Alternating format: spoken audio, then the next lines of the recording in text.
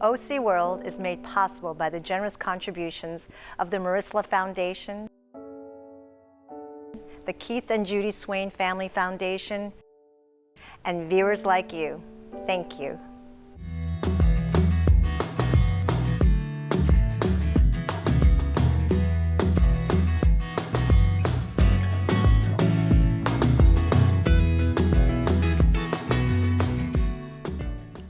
Welcome to OC World. I'm your host, Joone Kim-Lopez. At OC World, we consider ourselves to be the people's journalists, reaching 15 million homes and businesses throughout Southern California, covering critical issues with focus on people and their stories. As a nonprofit multimedia company working in partnership with KLCS, we are committed and accountable to you, our viewers. Our programming is diverse because every story needs to be told in its own unique, powerful way. From field reporting to in-studio interviews and documentary shorts, we aim to challenge your mind, compel your heart, and inspire civic duty. We want to hear from you because we want this to be a long-term relationship that makes positive impacts in our communities. And for our inaugural show, we are honored to have Rick Reiff, a Pulitzer Prize-winning journalist and an award-winning PBS TV icon and longtime editor of the Orange County Business Journal. For me, what stands out most about Rick is his kindness and purposeful contribution to all Southern Californians. Welcome, Rick, to OC World. Well, thank you, Joone. Great to be here. Thank you for the nice introduction, and congratulations on this new show. Thank you so much. So how's it feel to be pulled out of retirement, back under the limelight, to join us at OC World? Well, you didn't have to pull that hard, you know. Kinda. It's not like I've gone away entirely. I'm just, let's say, I'm semi-retired. Okay. I'm still, I like that. I'm still around. You know, I'm still ticking, and but it's great to be here, and it does feel a little differently because normally I'm used to being on your side of this table, asking the questions and not being the one that has to answer everything. Absolutely. Well, you know, for our viewers, they know you very well, and we know your illustrious career. But let's kind of talk about when and why you decided to be a journalist. Oh, it's interesting because I don't come from a background of journalists, so I didn't really have a role model growing up. I did have, my parents liked to read, and I think that's very important, so I was really in the books all the time. So the idea of looking at a newspaper, a book, you know, came very naturally. But it's funny, it's just something that I just love the idea of putting information and news out. When I was in grade school, I teamed with another friend who's remained a long-time friend, and we started in grade school. There was a thing called a mimeograph machine, which I won't even get into because if you know what a mimeograph machine is, you're too old.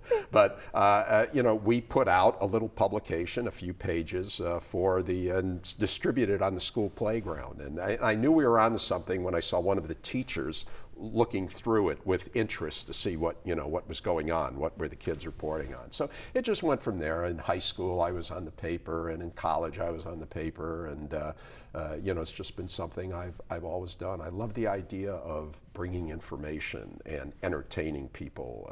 You know, telling an interesting story. That's amazing that at such an early age, that's what you wanted to do. And so since I then, also wanted to be president of the United States. I wanted to be a firefighter. There's no surprise. I wanted to be a professional baseball player. And so just by you know, a series of you know, deductions, eventually at elimination, it came down to, well, this is something I can do. Well, but through journalism, you've met some of the great people in all those areas and covered a variety of stories. In all the years that you've done journalism, what's the biggest thing that you think has changed from, don't want to date you, but from, let's say, when you started out to how journalism is done today? Well, you can date me. Let's go all the way back. Let's go back 500 years. I mean, no, seriously, here's the point. It's interesting that it was in the mid-1400s when Johannes Gutenberg invented the printing press. And I was born about 500 years after that event, almost to the year, 500 years later. And then, of course, I got into journalism. As I said, went to Northwestern University, majored in journalism, and what I've said is that in those 500 years, in just the time that I've spent in my career, which is now about 50 years in journalism, that the world of journalism has changed as much in that brief period of time as in the 500 years before that. Because when I first started, basically there were some obviously improvements in the machinery, but the process of printing news and distributing it was basically the same way that Johannes Gutenberg did it. You had a printing press. You used hot metal. You didn't have computers. When I first started working, we were on a typewriter. A manual typewriter. Quickly, we started getting little variations of computers, and you would code things, and it was very complicated, and you had to use whiteout and all this other stuff. But it gradually changed. And so just the mechanical process. I saw an entire industry, the typesetters unions. They were like the artisans of printing. And I saw that and they were one of the first guilds. So they actually, because of Gutenberg, for hundreds of years, to be a typesetter, a typographer, was really a big deal. They were eliminated. Computers eliminated them. And of course, we've even seen now with newspapers the impact that it's had. So, long-winded answer, these existential changes have dramatically changed what the newspaper business and what the news media business is like. And then, of course, I think there have been some self-inflicted wounds on top of all that. In other words, it would have been very hard for newspapers to survive under the best of circumstances, but I think they've made some self-inflicted wounds that have lost the confidence of the public, so that now the public doesn't even believe what they're hearing anymore. Back in the 70s, more than 70% of the American people trusted news organizations. They trusted the news. Now it's probably 25%. And I hear that a lot, because when I first got out of college, my first job was being a journalist with a startup paper. And I had that same aspiration to help people, to help communities. And over time, more and more people are saying that it just isn't what it used to be. And you talked a little bit about the self-inflicted wound that sort of the journalism as an industry have done to ourselves. What are some of those self-inflicted wounds? And I think that part of it is that too many journalists nowadays are pushing a narrative. It used to be that a journalist would go in and try to be objective. We're all, I always say fairness more than objectivity, but that journalists should be fair, they should be accurate, and they should bring some perspective and knowledge to what they're doing. And the fairness aspect has kind of gone away now. In too many cases, I think journalists, as I said, they're pushing a narrative. They want the facts to fit the story rather than letting the facts tell the story. And That's very interesting. Now, I know you've had a long-term relationship with some of the creators of OC World, and you had envisioned, based upon what you just said, a different kind of a media, a different kind of reporting. So talk a little bit about what you had envisioned with some of the creators of OC World, and what role you think OC World plays in journalism today. Well, I think that locally focused shows like OC World, there is a great opportunity and a real need for it, and an opportunity to thrive in this media environment. And I'll explain. The mainstream media, whether it's CNN, Fox, MSNBC, or even increasingly, and sadly to me, a lot of magazines and newspapers, are focused on a particular audience. The economics of the business is that you have to bring in eyeballs, whether it's on a screen or on a computer or whatever. And so you have to kind of tailor your news for confrontation. You have to arouse people. And you know who your viewers are. So if you're MSNBC, you're going to be reporting things much differently than if you're Fox, because you know you have a different audience that's coming in to see you. And I think most people get accustomed to that, but it's kind of tiring. It's kind of tiring. And what doesn't get covered is local stuff. And most people really care about local stuff. And when it comes to local news, it's not quite as confrontational. Now, each particular issue is something happening in a school board, some law that's being proposed. People will get very animated and emotional about it, but it usually doesn't break along the same kind of, my red team, your blue team lines. It's more like people are passionate, they're interested in it. And that's where the local media, I think, has a real opportunity on a show with a nonprofit model, like this, where there's a real opportunity because people have this desire to know what's going on in their communities. But you talked about there's so many ways that people get news. You've got these mainstream media, you have social media, you have a whole bunch of other ways that people are getting news. And how do we draw people into this nonprofit model, public television? Because everyone is streaming, everyone is getting news from Facebook. So how do we actually compete with that? And how do you see that challenge being overcome? Well, the way you differentiate yourself, and by the way, I should say, and the other things I said about the challenges being faced by traditional media is the fact that you do have Facebook, next door app if you want to know what's going on in your neighborhood. There's Twitter. There's so many social media sources now that do provide a lot of the news. And so it's reduced the role of, or let's say narrowed the role of traditional media. But as I said earlier, people want fairness, and they want fairness, they want insight, and those are the kinds of things that they get from a show like this. And people will weigh in with their opinions on Twitter or the Nextdoor app or whatever. But I think they do want to say, they do want to see something that's professionally done, that brings some perspective to it and really drills down into issues that are issues and trends that are impacting their communities. And that's why we call ourselves the people's journalists, because there's so much news in the media, and at times it can be so depressing and you feel helpless as a viewer. And there isn't enough time spent on the human stories that talk about what individuals like us are doing to make communities better.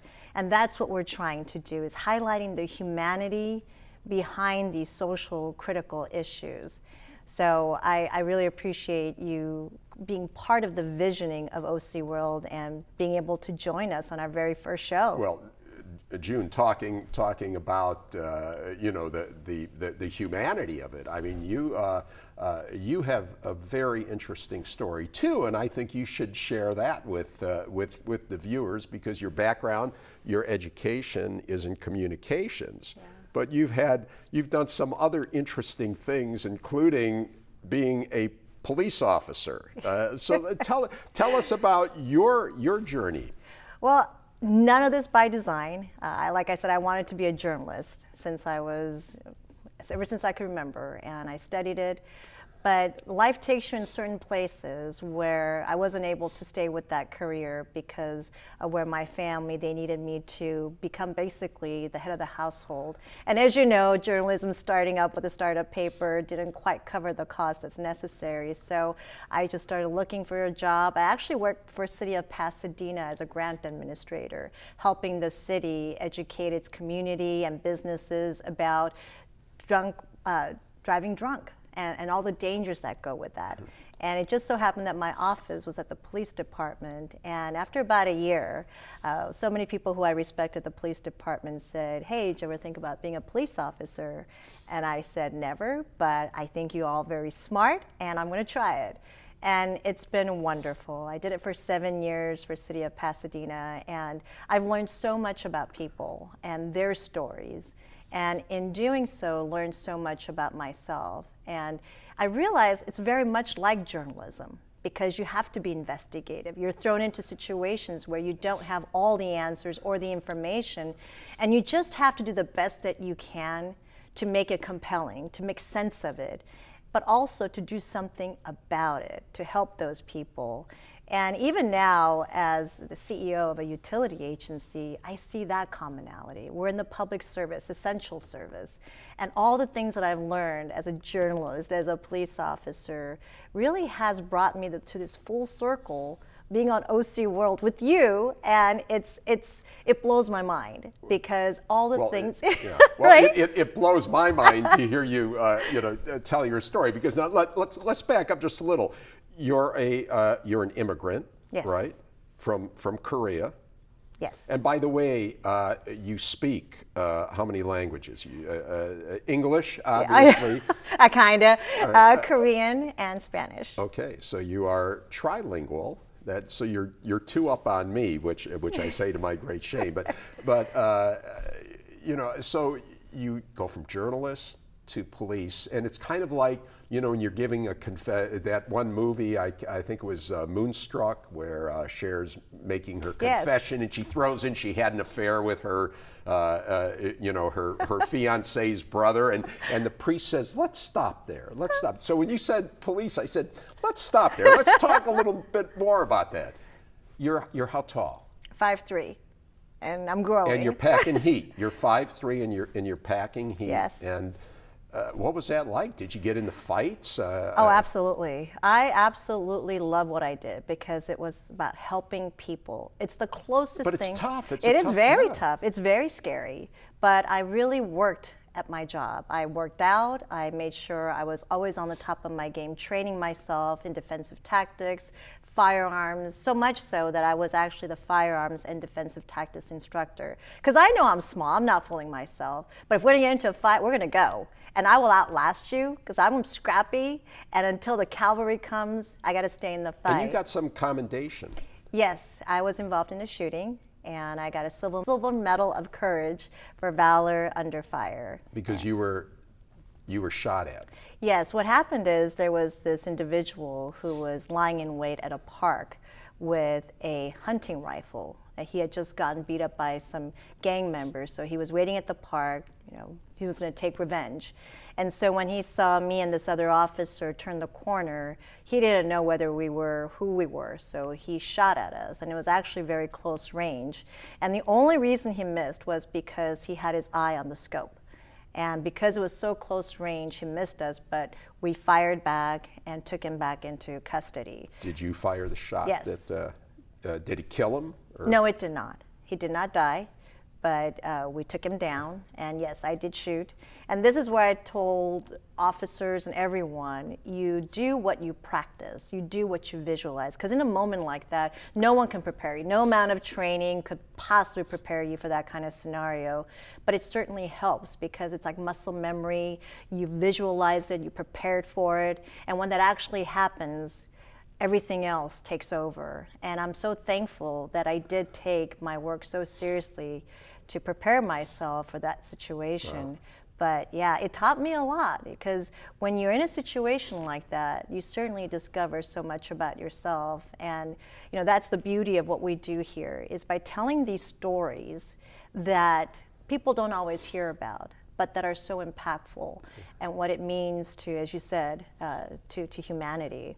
Yeah. So I appreciate you asking me the question. Yeah, it's always fun to talk about that's it. That's a heck of a lot more interesting than Gutenberg. You know? But all right, so since you see how I did that now, I love that. Okay. I love that.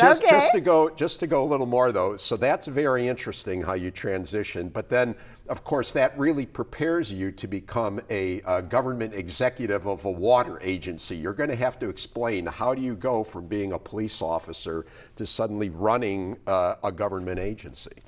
I needed to make a career change to start a family. And so I looked for all these different jobs. And the first place that called me was a water agency. And again, the public service, essential service, all those things resonate. And I love what I do, and I encourage everyone to be open-minded as they go through life and their different career choices. So what is it that you do now?